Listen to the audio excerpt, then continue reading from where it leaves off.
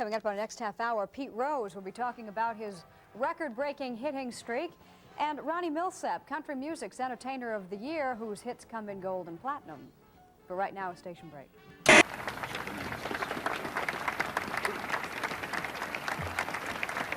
Governor, are you prepared to take the constitutional oath? I am. If you place your left hand on the Bible and raise your right hand and repeat after me, I, Ronald Reagan, do solemnly swear. I, Ronald Reagan, do solemnly swear that I will faithfully execute the office of President of the United States. that I will faithfully execute the office of President of the United States. And will, to the best of my ability, preserve, protect, and defend. Preserve, protect, and defend. The Constitution of the United States. The Constitution of the United States. So help you God. So help me God. Now, congratulate you, sir.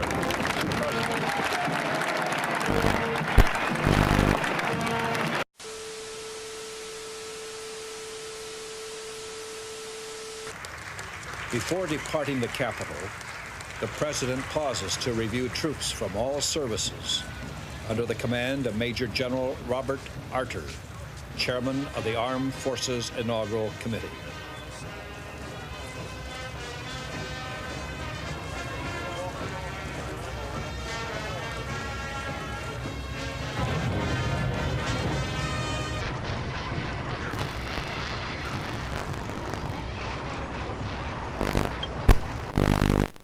There is a sense of awe at the scientific achievement that has been accomplished in England with the birth, the healthy, apparently, birth of the first test tube baby girl delivered by cesarean section last night. It was the first American baby successfully conceived outside her mother's body by the in vitro technique, in which the mother's egg is fertilized in a laboratory dish with sperm from the father.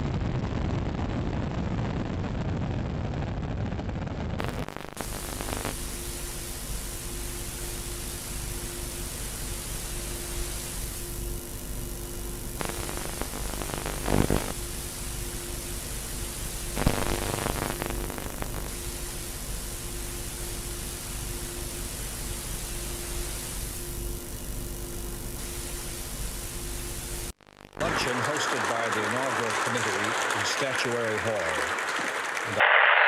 of the Capitol. President Reagan brings tremendous news to the guests. With thanks to Almighty God, I have been given a tagline, the get-off line that everyone wants for the end of a toast or a speech or anything else. Some 30 minutes ago, the planes bearing left Iranian airspace and are now free of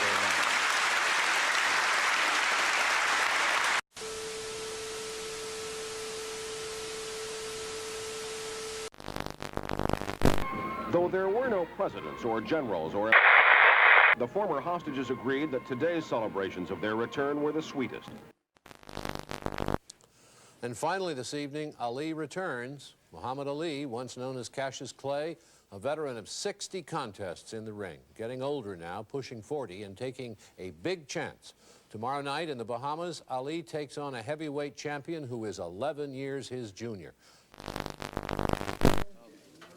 Muhammad Ali and Trevor Berbick, the British Commonwealth heavyweight champion, weighed in today in Nassau for their 10-round non-title bout tomorrow night. Ali weighs 236 pounds, the heaviest he's ever been for a fight. The United States and the Soviet Union began their latest round of arms talks this morning in Geneva.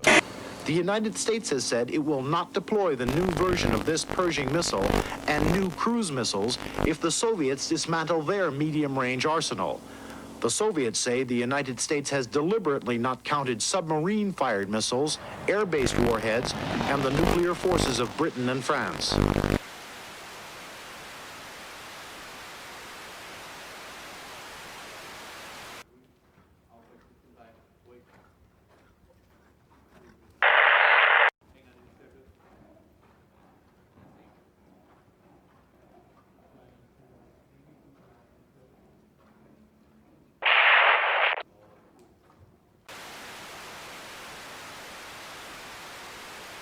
Judy, I'm sorry to interrupt. I beg your pardon.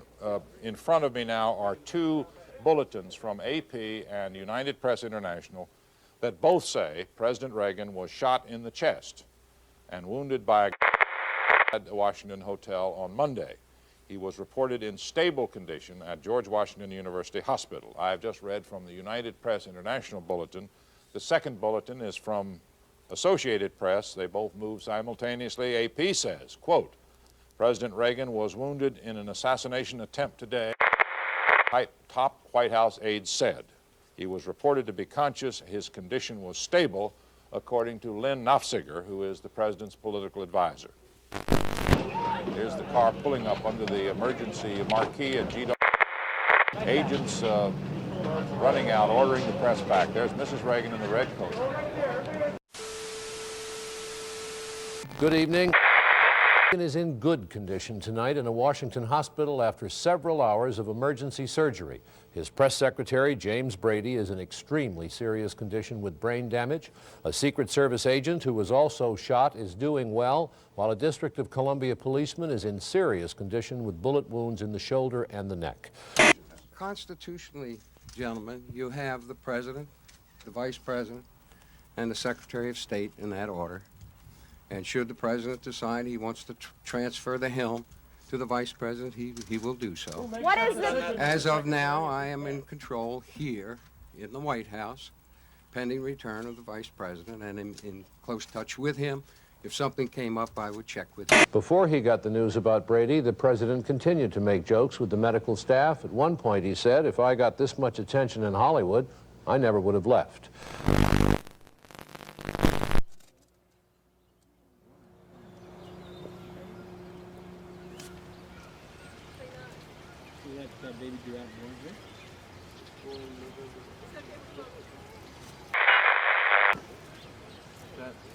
The young one?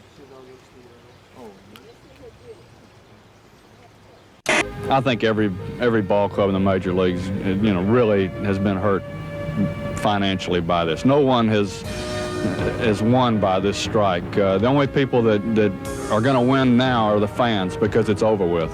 It's about time to stop playing baseball. Let's begin with the news of the morning. The strike deadline has... It looks like the first mid-season baseball strike in history is on. Don't like what they're making here, throw them in a steel mill for 6 months and let them earn their money. President Reagan has reaffirmed close relations with Israel in spite of the suspension of delivery of 4 F-16s after the air raid Sunday on an Iraqi nuclear facility. Take me on. And I suppose in love. Of course. Whatever in love means.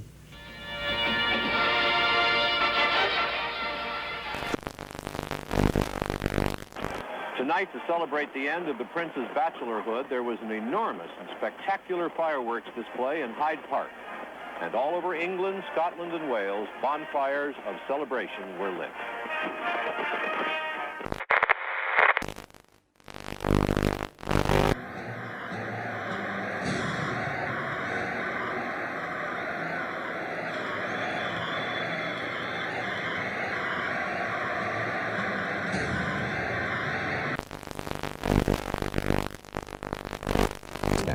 But then the new art form gets a boost when a 24-hour station called MTV debuts.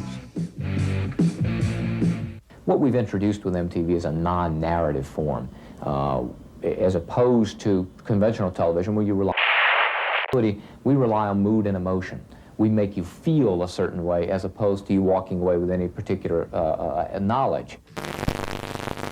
Helms said his agency could not rehire any large number of strikers because they wouldn't get along with the group now working in the towers. Within the FAA, we could not accept it under any condition. As far as coming back as controllers, things, I just don't feel like we need them back down here.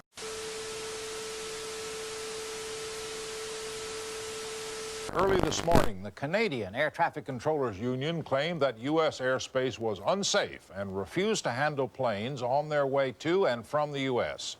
What followed was temporary havoc, confusion. I must tell those who failed to report for duty this morning, they are in violation of the law, And if they do not report for work within 48 hours, they have forfeited their jobs and will be terminated.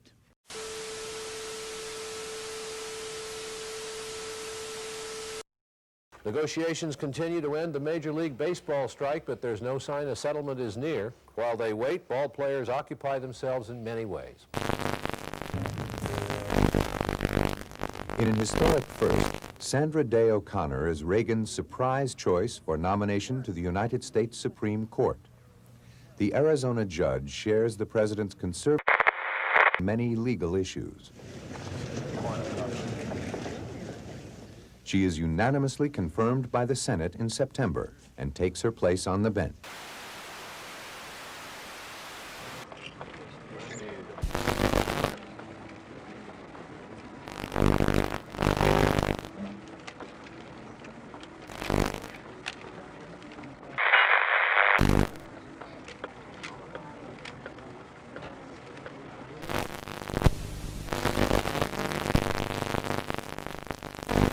NATO's policy of peace is based on restraint and balance. No NATO weapons, conventional or nuclear, will ever be used in Europe except in response to attack. NATO's defense plans have been responsible and restrained.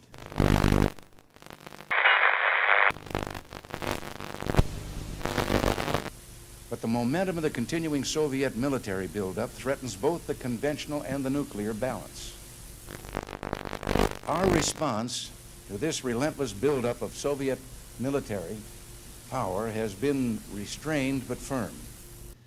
We have made decisions to strengthen all three legs of the strategic triad: land and air-based.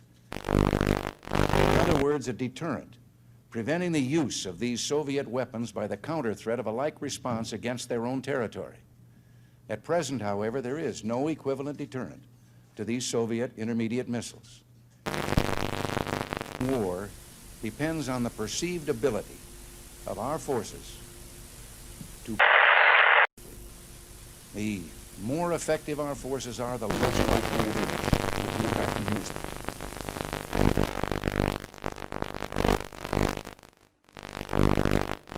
The United States is prepared to cancel its deployment of Pershing II and ground-launched missiles if the Soviets will dismantle their SS-20, SS-4, and SS-5 missiles.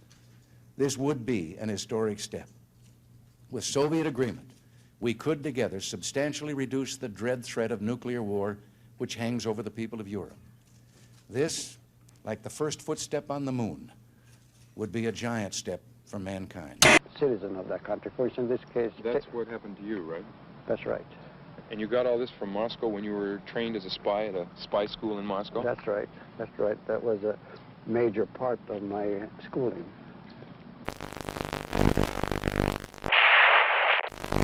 They live as citizens of these countries, and they would start operating really in case of war between the Soviet Union and the United States, for example, or in the time of of a very serious crisis when, for example, the diplomatic relations would be broken.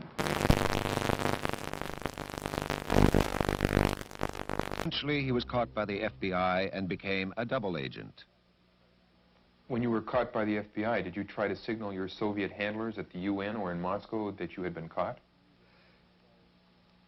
Not immediately, because I couldn't.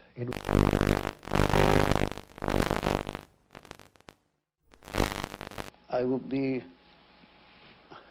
among other illegals, the only means by which the Soviet Union could get any military intelligence from the United States, because all their diplomatic means, all their open means would be cut off.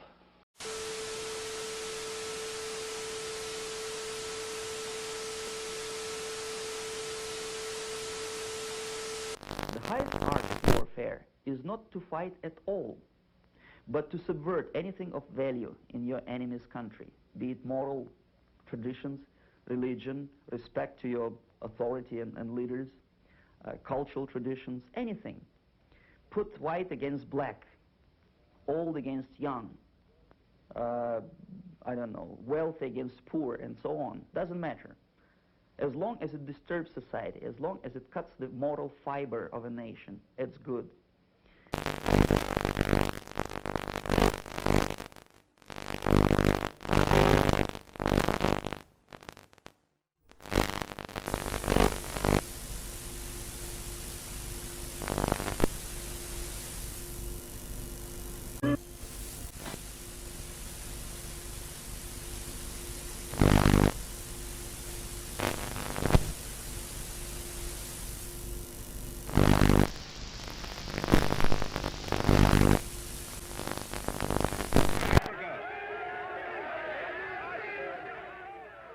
As one boxing great departs, another legend leaves the ring. 39-year-old Muhammad Ali loses a bout to young Canadian Trevor Berbick. The champ calls it quits. Just have to face it. More information is turning up tonight about John W. Hinckley, Jr., the man accused of firing the shots. He was arraigned in court in Washington, D.C. tonight. There is no evidence that there was anyone else in conspiracy with Hinckley, that it all appears as though he was acting alone. Good evening. At Christmas time, every home takes on a special beauty, a special warmth. And that's certainly true of the White House, where so many famous Americans have spent their Christmases over the years. This fine old home, the People's House, has seen so much, been so much a part of all our lives and history. It's been humbling and inspiring for Nancy and me to be spending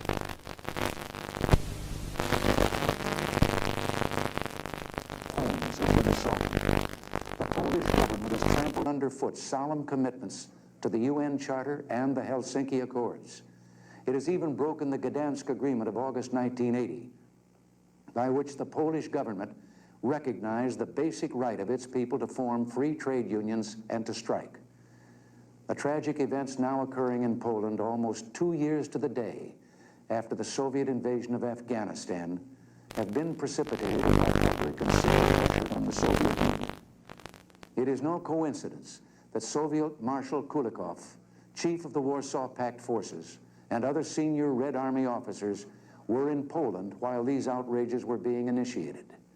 And it is no coincidence that the martial law proclamations imposed in December by the Polish government were being printed in the Soviet Union. The action cannot stop there. I want emphatically to state tonight that if the outrages in Poland do not cease, we cannot and will not conduct business as usual with the perpetrators and those who aid and abet them. Make no mistake, their crime will cost them dearly in their future dealings with America and free peoples everywhere. I do not make this statement lightly or without serious reflection. We have been measured and deliberate in our reaction to the tragic events in Poland. We have not acted in haste, and the steps I will outline tonight and others we may take in the days ahead are firm, just.